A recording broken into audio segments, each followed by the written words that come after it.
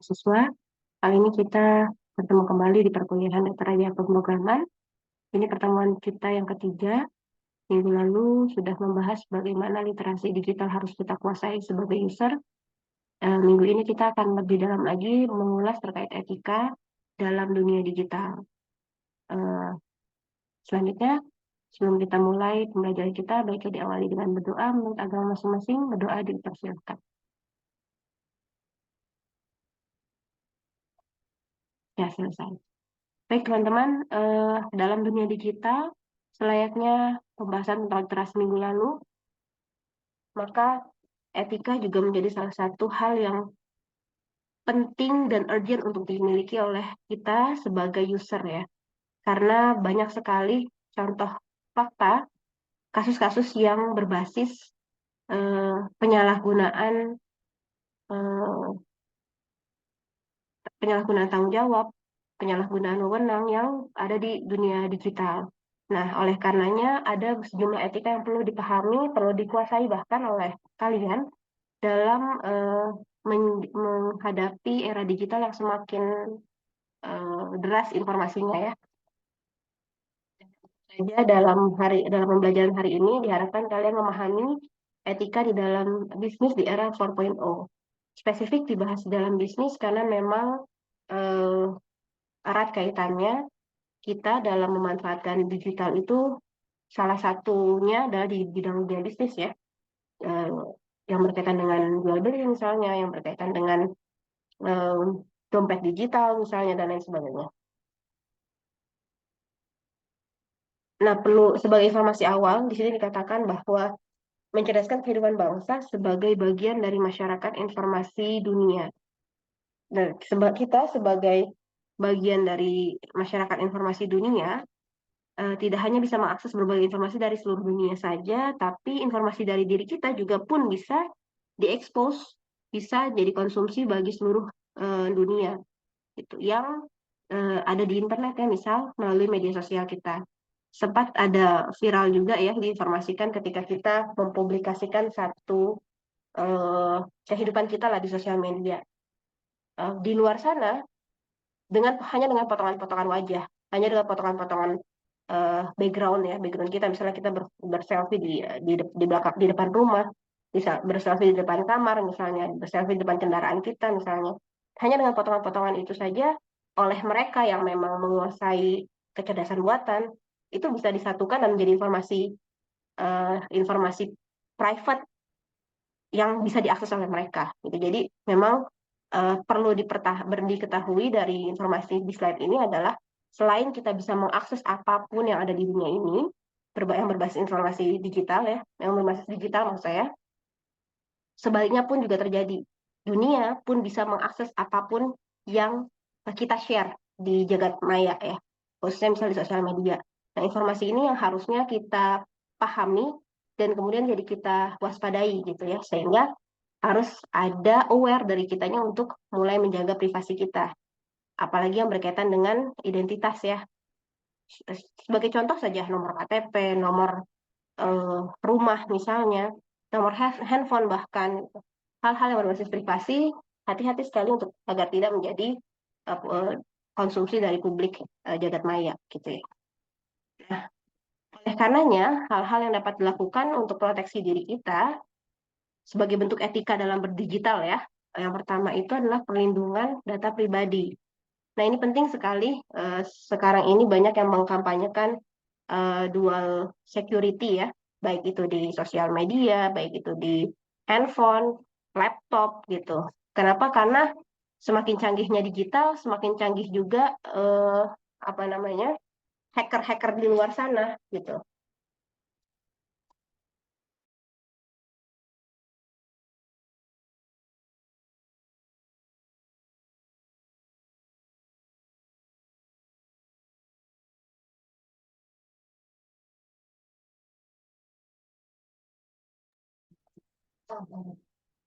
Nah, perlindungan data pribadi ini sangat penting kita lakukan, misalnya dengan membuat sistem perlindungan atas database data pribadi kita. Jangan dengan mudah kita men-share KTP, kartu keluarga, buku rekening, di luar kebutuhan yang memang diperlukan oleh yang berwenang ya.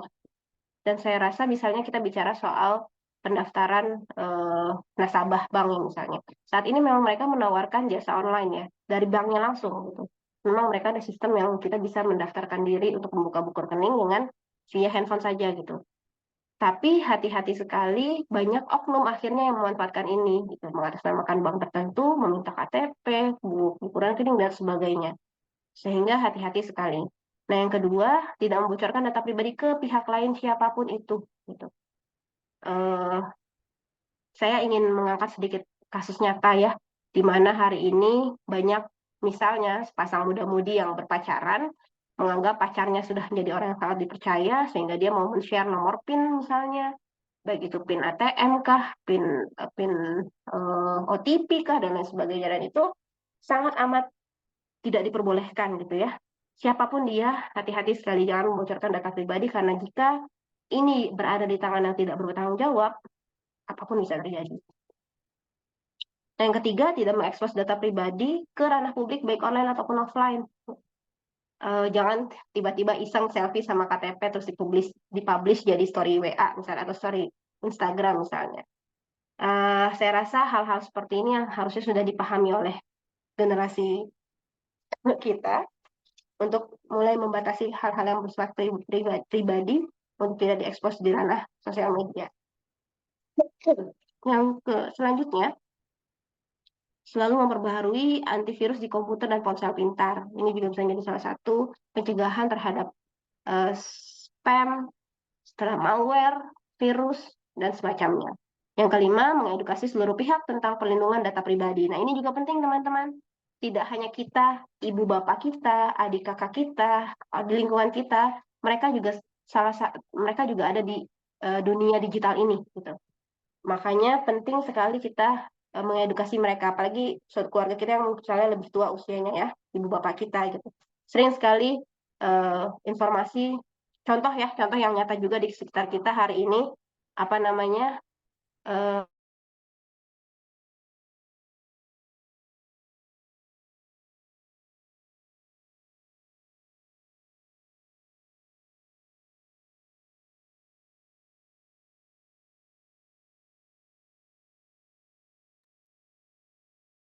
contoh kasus yang ada di sekitar kita, misalnya beberapa waktu terakhir ada oknum ya, dengan modus menyebarkan undangan digital.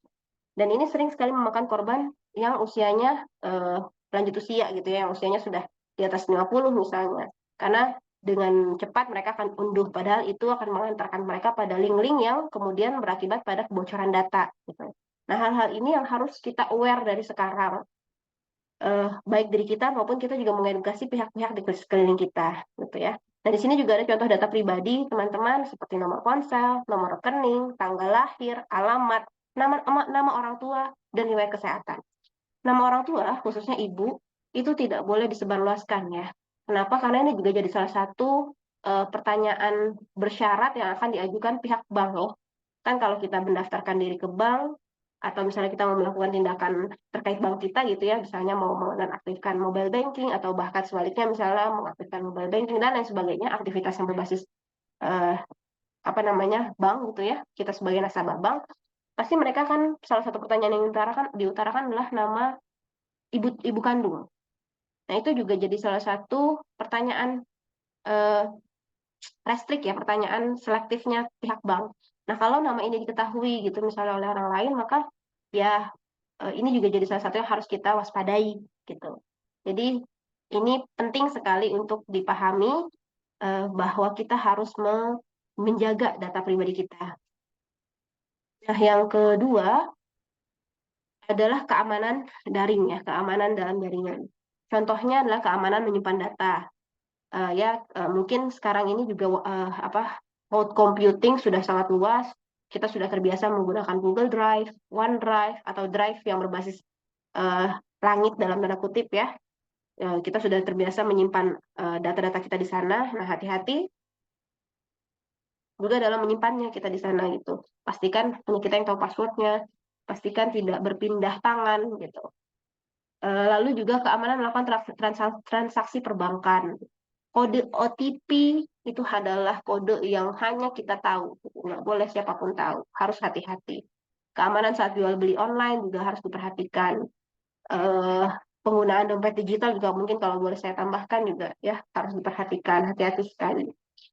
Nah, privasi individu, contohnya tidak mengekspos ideologi atau keyakinan, menutupi riwayat keluarga, menolak untuk mengekspos bagian tubuh tertentu. Ini juga poin ketiga, sudah terjadi ya kasusnya eh, beberapa anak di bawah usia gitu, atau bahkan oleh orang-orang yang tidak bertanggung jawab ya, chatting secara random lalu minta ditunjukkan bagian-bagian tertentu yang tidak boleh seharusnya. Nah, ini ada di sekeliling kita yang kita harus waspadai gitu ya.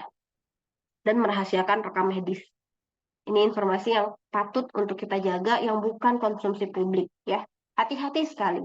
Sekalipun misalnya ini juga ya di Instagram ya, kita misalnya punya close friend ya, ada circle tertentu yang bisa hadir di close friend tersebut. Sekalipun kita anggap dia adalah teman baik dan sebagainya, kalau sudah dilempar ke jagat maya, itu informasi sudah tidak bisa, itu sudah menjadi bola liar ibarat kata. Kita tidak bisa menariknya kembali. Jadi hati-hati. Nah, khusus tadi saya disinggung di awal adalah tentang bisnis ya. Maka poin kedua, mengembangkan perdagangan dan perekonomian nasional dalam rangka meningkatkan kesejahteraan masyarakat. Kalau di sudut penjual, ini keuntungan dari adanya digital ya. Perusahaan bisa menjangkau pasar lebih luas. Kita misalnya jualan si UMKM tersebut jualan di daerah Jakarta Timur gitu. Tapi tepi-tepi Jakarta Timur juga bisa menjangkau. Karena tadi misalnya dipasarkan lewat Gojek, aplikasi Grab gitu ya. Jadi membuat pasarnya tuh lebih luas. Kemudian perusahaan juga tidak perlu membuka cabang distribusi. Ini juga jadi salah satu pengefisienan cost ya. Karena pasar yang luas tadi memungkinkan untuk tidak perlu adanya distribusi yang apa namanya bertingkat gitu. Jadi bisa langsung dari penjual langsung membeli tanpa harus ada reseller dan lain sebagainya. Lalu terdapat pengeluaran yang lebih sedikit karena tidak butuh banyak karyawan yang begitu banyak. Ini juga jadi pengefisienan. Makanya kenapa sempat juga ada isu di mana ada dalam tanda kutip ya pemutusan tenaga pekerja yang besar-besaran di zaman awal-awal berkembangnya meledaknya era informasi digital ini. Gitu. Lalu harga barang jadi lebih murah karena biaya operasional yang bisa ditekan. Tadi balik ke poin kedua, eh, tidak perlu membuka cabang distribusi sehingga memotong alur apa namanya ekonomi ya, tidak perlu ada pihak kedua ketiga dan sebagainya sehingga biaya operasional jadi rendah. Nah ini akhirnya barangnya pun jadi bisa lebih murah. Itu dari sudut penjual. Kalau dari sudut pembeli bagaimana? Ini juga memudahkan ya dengan kehadiran era digital ini, pembeli jadi tidak perlu ke toko, tidak perlu mengeluarkan tenaga yang lebih banyak sehingga bisa lebih hemat waktu, hemat biaya perjalanan, bahkan pun ya juga sudah tren juga ya jasa titip ya, jasa penitipan gitu ya. Jadi bisa menggunakan barang-barang luar negeri dengan harga yang terjangkau, yang walaupun teman-teman di kemudian hari ini juga jadi perdebatan karena ada pajak yang dilangkahi gitu. Regulasinya akhirnya untuk perjualbelian barang-barang luar negeri ada apa namanya ada regulasi yang dikeluarkan sehingga pajak itu tetap harus ditegakkan gitu ya. Lalu kemudian para pembeli juga bisa membandingkan harga melalui internet. Ini juga jadi salah satu kemudahan bagi kita sehingga nggak kalau kita ke toko langsung kan hanya dihadapkan pada satu pilihan. Kalau mau ke toko-toko lain misalnya capek gitu ya, maka mau nggak mau ya udah itu nggak beli. Tapi kalau online kita bisa tinggal new tab kalau laptop gitu atau di handphone tinggal apa switch switch aplikasi cari produk yang sama di aplikasi-aplikasi lain, harganya bagaimana, kualitasnya bagaimana, itu perbandingannya jadi lebih cepat. Nah, ini memang dari sudut pandang penjual maupun pembeli dengan apa namanya dunia bisnis sangat dimudahkan. Nah, selanjutnya etika dalam dunia digital juga perlu meningkatkan efektivitas dan efisiensi pelayanan publik. Ini dengan adanya dunia digital, pelayanan publik juga semakin canggih, ya, semakin tersistem. Ada Jaki bagi Pemprov DKI ya ini ya, BMKG untuk cuaca dan keadaan geografis lainnya dan terlindungi ya untuk kondisi kesehatan. Lalu juga membuka kesempatan seluas-luasnya pada setiap orang untuk memajukan pemikiran dan kemampuan di bidang penggunaan dan pemanfaatan teknologi informasi seoptimal mungkin dan bertanggung jawab. Nah, ini teman-teman, dengan adanya dunia digital, eh, sangat memungkinkan adanya kebebasan berekspresi, sangat memungkinkan lahirnya banyaknya kekayaan intelektual, lalu juga aktivisme sosial, juga bermunculan banyak komunitas-komunitas kemanusiaan misalnya, komunitas-komunitas wanita misalnya, dan lain sebagainya yang berbasis sosial gitu. Walaupun mereka tidak pernah ketemu, tapi karena ada kesamaan interest di dunia sosial, dunia maksudnya di sosial media maksud saya, sehingga mereka dengan mudah membuat grup-grup berbasis sosial tersebut. Kewirausahaan juga semakin meningkat tadi ya, UMKM yang menengah ke bawah misalnya, mereka bisa growth dengan memasarkan produk mereka lewat internet gitu. Jadi pasar mereka jadi lebih luas, pelanggan mereka jadi lebih variatif. Dan dengan demikian etika informasi juga jadi salah satu yang dibutuhkan sekarang. Karena tadi ya, hal-hal di slide awal tadi bahwa terkait informasi pribadi, kita harus bisa membedakan mana informasi pribadi, mana informasi publik. Informasi pribadi hanya cukup saya yang tahu, tapi publik boleh disebarluaskan. Nah, ini pemahaman yang harusnya sudah dikuasai oleh kalian secara mendalam dan mendasar ya. Ini memberikan rasa aman, keadilan, dan kepastian hukum bagi pengguna dan penyelenggaraan teknologi informasi. Bisa dibaca teman-teman dengan adanya regulasi berbasis teknologi informasi, UU ITE misalnya ya. Ini harapannya sebenarnya sejumlah poin ini bisa menjamin hak warga, mendorong partisipasi masyarakat dalam proses pengambilan kebijakan, meningkatkan peran aktif, mewujudkan penyelenggaraan negara yang baik, dan seterusnya gitu ya. Bisa dibaca teman-teman. Jadi harapannya dengan bebasnya informasi, bebasnya akses digital, dan dilandasi atau apa namanya dilindungi dengan adanya regulasi berbasis IT atau misalnya UU ITE ya kalau di negara kita, harusnya terciptalah sejumlah poin A sampai G ini ya, meningkatkan pengelolaan dan pelayanan informasi, mengembangkan ilmu pengetahuan dan seterusnya.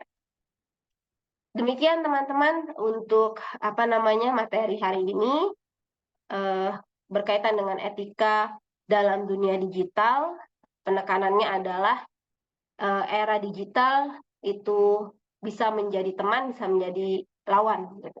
Kalau kita bisa memanfaatkannya dengan baik, maka ia akan menjadi partner kita dalam berkreasi, berkontribusi, menghasilkan hal-hal yang bermanfaat. Maka manfaatkanlah dunia digital dengan sebaik-baiknya, jaga yang menjadi informasi privasi, cukup kita saja yang tahu, jangan di-share ke siapapun. Hati-hati dalam bersosial media juga, hati-hati dalam menjaga keamanan digital kita. Demikian, selanjutnya bisa teman-teman kunjungi LMS, di sana juga sudah ada kuis dan penugasan, bisa langsung dikerjakan ya. Terima kasih atas perhatiannya, mohon maaf jika ada kesalahan dalam penyampaian. Saya akhiri, Assalamualaikum warahmatullahi wabarakatuh.